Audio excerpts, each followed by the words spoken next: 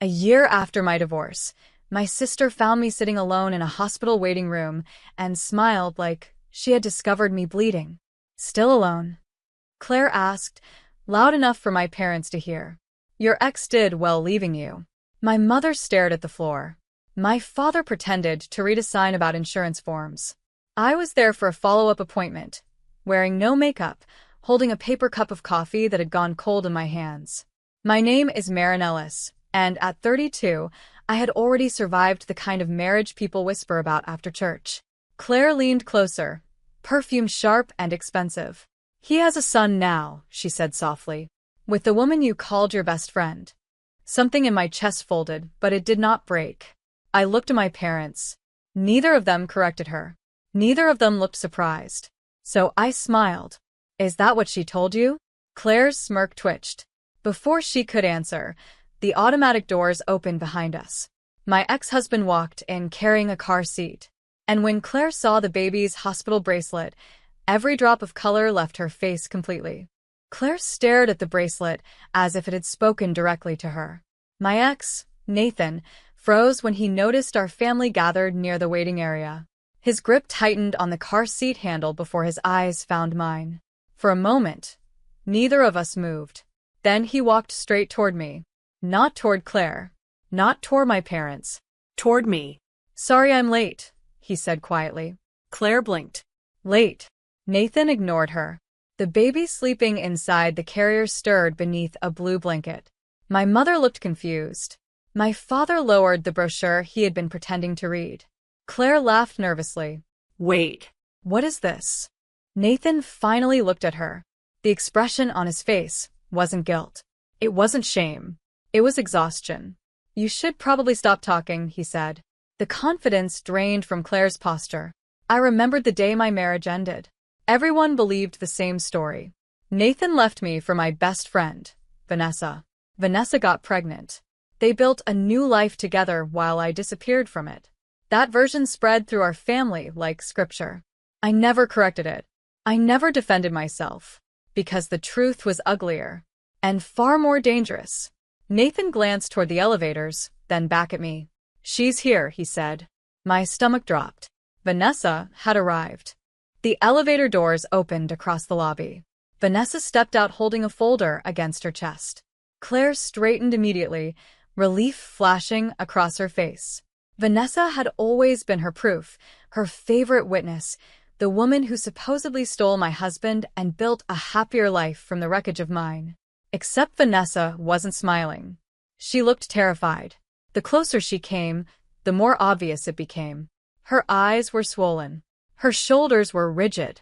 She carried herself like someone walking toward a verdict. My mother rose from her chair. Vanessa, sweetheart. Please don't, Vanessa interrupted. The words landed heavily. Claire frowned. What is going on? Nobody answered. Nathan carefully placed the carrier beside me. The trust in that small gesture made Claire visibly uncomfortable. Vanessa stopped a few feet away and stared at the floor before finally meeting my eyes. The guilt there was almost unbearable to watch. A year earlier, she had stood in my kitchen crying so hard she could barely breathe. That night changed everything. That night created every lie our family repeated afterward. Claire folded her arms. Can somebody explain why everyone is acting insane? Vanessa inhaled shakily. Then she opened the folder. Inside were documents I hadn't seen since signing them. The papers that destroyed my marriage and exposed who truly betrayed me. Claire snatched one of the papers before anyone could stop her. Her eyes moved across the page, then stopped, then moved back again. What is this? Vanessa's voice trembled. The fertility agreement. The waiting room seemed to shrink around us. My mother looked lost. My father looked frightened for the first time all morning. Claire laughed uneasily. No. That's impossible. Nathan finally spoke. A year ago, Vanessa couldn't have children naturally. Silence followed. The kind that makes every sound feel too loud. I watched Claire's face as pieces began connecting inside her head. Nathan continued. We weren't having an affair. Claire turned toward me. I held her gaze. Vanessa swallowed hard. Maren volunteered to help me. My mother's hand flew to her mouth. The baby shifted inside the carrier.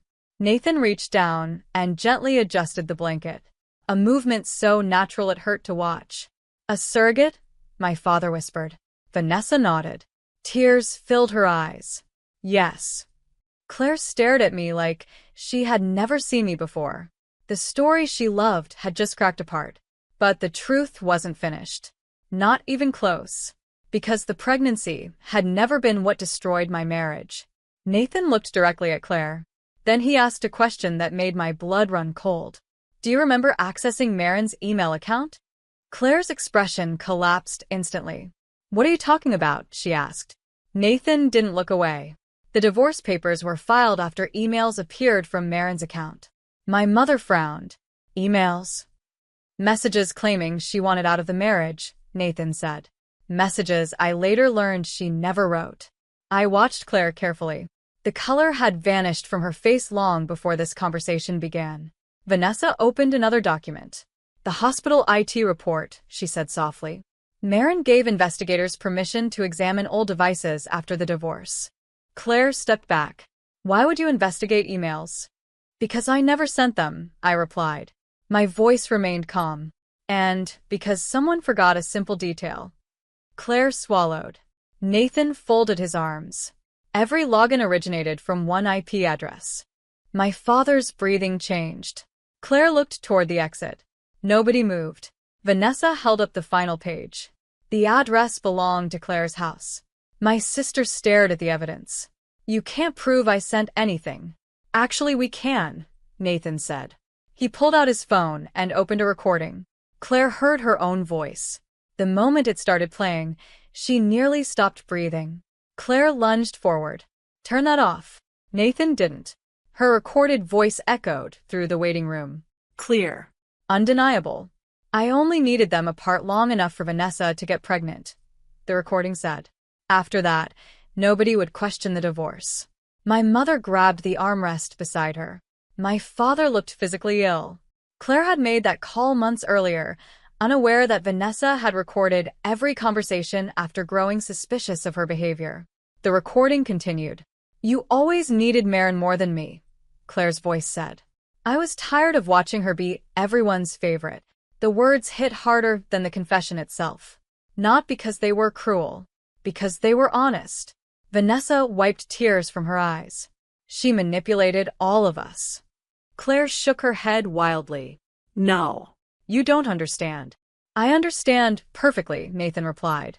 For the first time in a year, anger entered his voice. "You destroyed my marriage." Claire pointed at Vanessa. She agreed to it. Vanessa looked shattered. "I agreed to a surrogacy arrangement. I never agreed to lies." The baby stirred again. A tiny sound filled the silence. Claire looked around desperately, searching for support. Nobody came to her rescue. Then my father stood up, and what he said next changed our family forever. My father looked older than I had ever seen him. Not tired, broken. He stared at Claire for several seconds before speaking. "We believed you." His voice cracked. The words landed harder than any shout.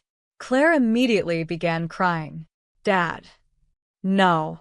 He raised a trembling hand. The single gesture stopped her cold. When Marin said the emails didn't sound like her, we ignored it. My mother started crying beside him. When Nathan tried explaining things, we dismissed him. My father continued.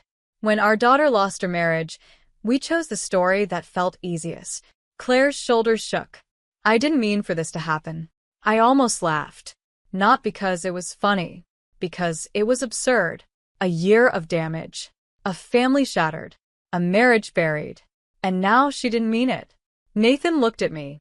For the first time since our divorce, neither guilt nor anger stood between us. Only grief. The grief of two people who had been robbed of something precious. My father turned toward me. Tears filled his eyes. "Marin, I don't expect forgiveness." I believed him. Then Claire whispered something so quietly that only those closest heard it. And the moment the words left her mouth, Vanessa stepped backward in horror. Because Claire had finally revealed why she truly did it. I was in love with Nathan. The confession fell into the silence, like shattered glass. Nobody moved. Nobody spoke. Claire covered her face and sobbed. Years of manipulation suddenly made terrible sense. The resentment, the jealousy, the lies. She hadn't destroyed my marriage for money or revenge. She destroyed it because she couldn't stand watching someone else live the life she wanted. Vanessa looked physically sick. My mother sank into her chair. My father closed his eyes. Nathan said nothing. There was nothing left to say. Claire kept crying, begging us to understand feelings she had hidden for years. But hidden pain doesn't excuse deliberate cruelty. It only explains it. The hospital intercom crackled overhead. Life continued around us. Nurses walked past. Phones rang. People healed. People hurt. The world refused to stop for our tragedy. I looked at Nathan, then at the sleeping child whose existence had been buried beneath a mountain of lies. For the first time in a year, the weight inside my chest lifted. Not because everything was repaired. Some things never are. But because the truth finally stood in daylight. My parents lost Claire's trust. Claire lost the family she manipulated. And I finally got my life back. Completed.